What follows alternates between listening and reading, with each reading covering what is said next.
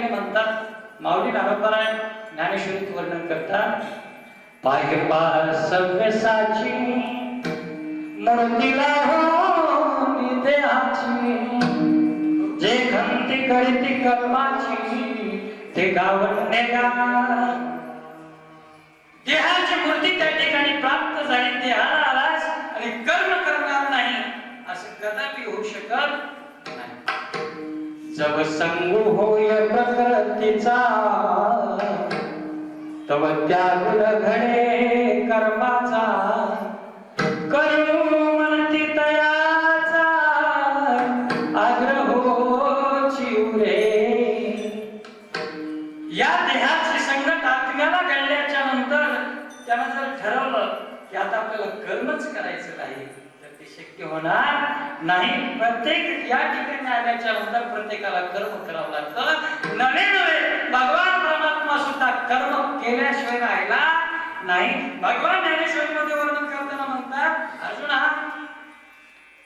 मी लुगडता बाळपणाची फुली, जेनेल्या आधार सृष्टी केली, करी गिरिधमोरुणी उमाली महेंद्र महिमा. पराक्रम केलाय अर्जुना. बालपण माझं सरत नाही तोपर्यंतच मी मोठे मोठे आगासुर बकासूर नावासारखे दैत्य त्या ठिकाणी संपवले, दैत्यकुळाचा नाश केला. पण असा तरी असला, एवढी ताकद माझ्यामध्ये जरी असली तर काय पावला केला मी.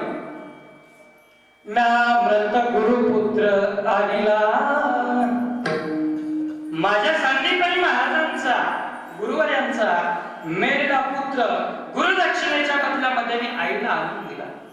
पण तो सुद्धा मी कर्मी वर्तसे, कर्माच्या ठिकाणी मी सुद्धा मला सुद्धा ते कर्म चुकलं नाही. म्हणून इथं आल्याच्या नंतर प्रत्येक माणसाला कर्म करणं कर्म प्राप्त आहे. विठाला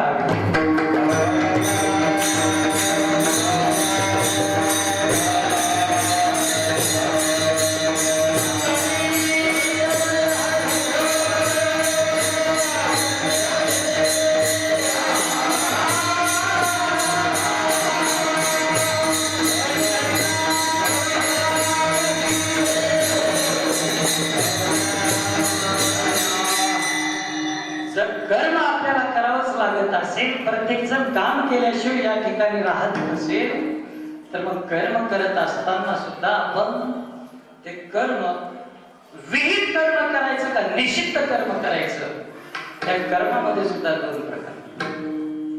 कर्म तर प्रत्येक जण करतोय, पण कर्म करत असताना एक चांगलं कर्म, दुसरं वाईट कर्म, सत्कर्म दुष्कर्म असे महत्वाचे दोन त्या ठिकाणी कर्माचे प्रकार पडले.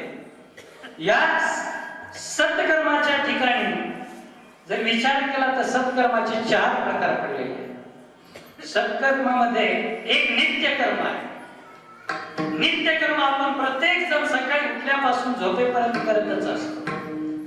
मग सकाळी उठल्यावर स्नान आहे, संध्या आहे, देवपूजन आहे, हरिपाठ आहे, कोणी ज्ञानेश्वरी वाचन करत असत, कोणी गात्याचं पारायण करत असत.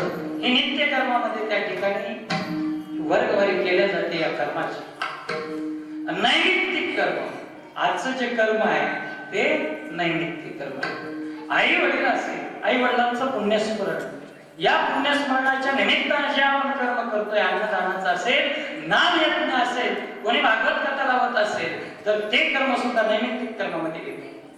त्याचप्रमाणे आपण सप्ताह पंगतीचं अन्नदान करत असतो, नैमित्तिक प्रकारचं कर्म. त्याचप्रमाणे आपण कर्म करत असताना भगवान परमात्म्याची जयंती साजरी करतो, संतांच्या पुण्यतिथ्या साजऱ्या करतो. हे सर्व कर्म नैमित्तिक प्रकारचं आहे. आणि या नैमित्तिक कर्मामध्ये आपली वारी सुद्धा निमित्तानेच आपण वारीला जात असतो. मग असं नैमित्तिक कर्म सुद्धा आपल्याला करावं लागतं. तिसरा प्रकार कर्मामध्ये विहित कर्माच्या ठिकाणी पडला तो म्हणजे काम्य कर्म.